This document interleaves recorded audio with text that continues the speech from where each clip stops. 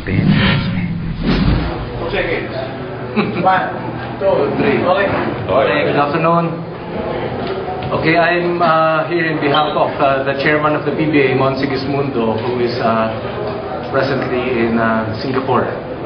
So I am representing him as vice chairman of the PBA.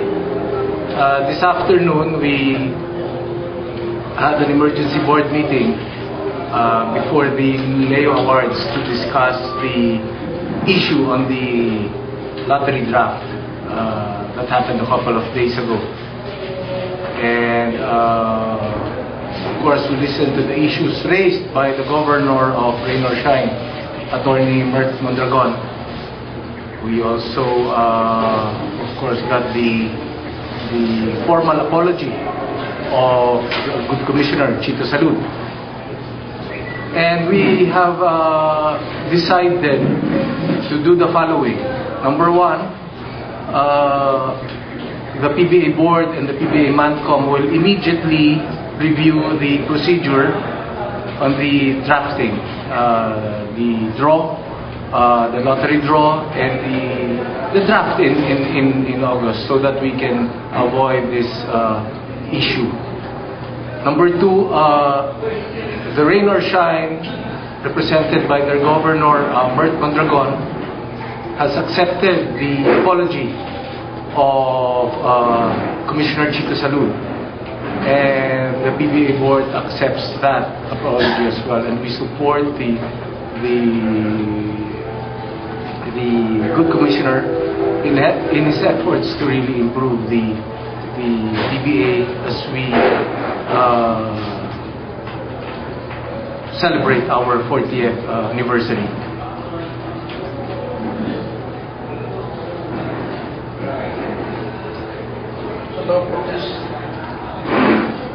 There will be no redraw.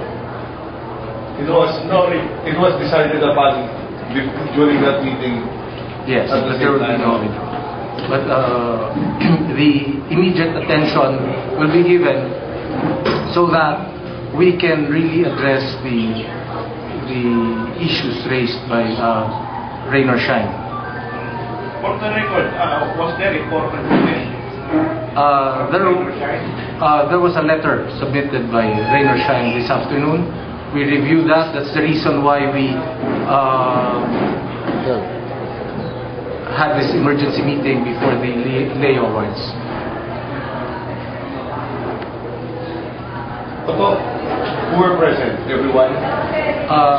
The chairman was not there because he's in Singapore. Governor Alvarez, Lito Alvarez of Air 21 is not there. But all the rest. The commissioner was not present. Let me make that very clear. The commissioner was not present during the emergency caucus of the Board of Governors. So in short, napagbigyan nyo rin in a way yung grievances ng Rain or Shine. You accommodated them kahit pa paano. Yes, definitely. I think that is very, very clear. Very clear rin po yung paghingi ng paumanhin ni Commissioner Salud. Pinakinggan po namin yung panig, pati ng Alaska Governor na si Vicky Bachman dun sa statement ni Governor Big Boss Wilfred Witengsu. We did that, and we were one in saying that we really need to improve this procedure. Wala pong pinagdebatihan sa issue na yon, at alam po namin na dapat mas maganda na ang proseso sa susunod. May karong agad consensus o umabot kami to break sa akin? No, there was no voting. There was a very clear consensus because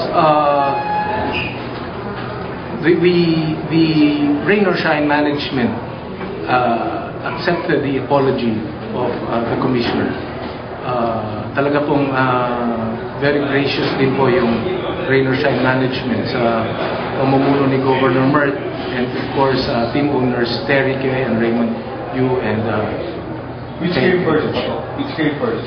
The acceptance of the apology before you discuss yung procedures to improve it, or the procedures first before the acceptance of the apology? Well, it was a freewheeling discussion, Zong. It was a freewheeling discussion.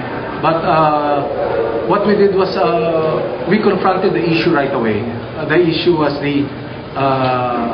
I guess the mental lapse, and so we discussed the apology of the commissioner, and right then and there, the governor of Rain or Shine accepted the apology. Thereafter, we discussed the procedures together with all the governors. We pointed out the lapses. We acknowledge that. We acknowledge that the PBA is 40 years old, but we have to keep on improving. So lahat po ng panig pinakinggan natin, pati nga po yung panig na ni-raise ng Alaska, and we will move forward and we will make sure that we will address this properly.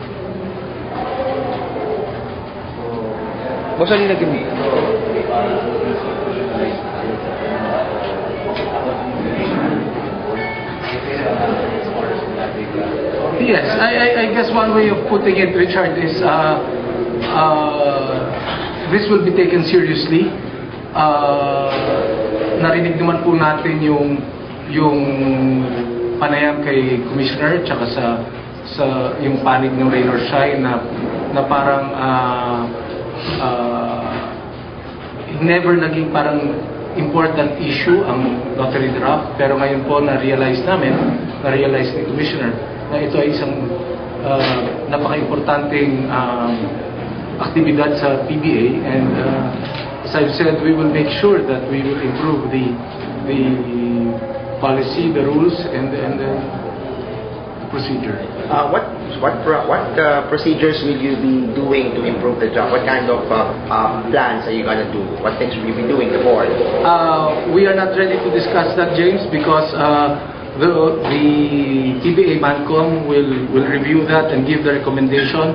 Siguro po next PBA board meeting, the Commissioner and the Mancom can discuss that in detail. Did Rain or Shine indeed ask for a withdrawal, and what was the decision of the board, the voting was?